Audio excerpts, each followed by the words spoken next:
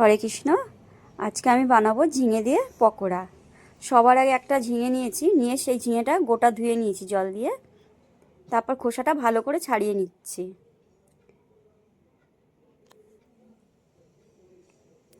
এবার ডুমো ডুমো গোল গোল করে কেটে নিলাম, নিয়ে ভালো করে ঝিরিঝিরি করে কেটে নেব।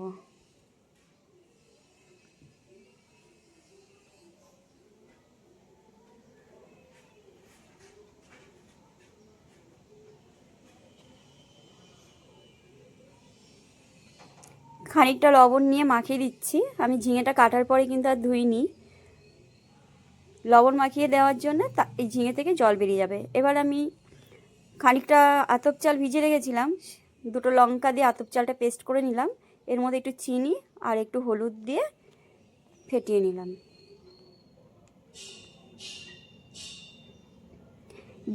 ঝিঙেগুলোকে এবার আমি অর্ধেক অর্ধেক করে নিয়েছি, নিয়ে ভেজে নেব।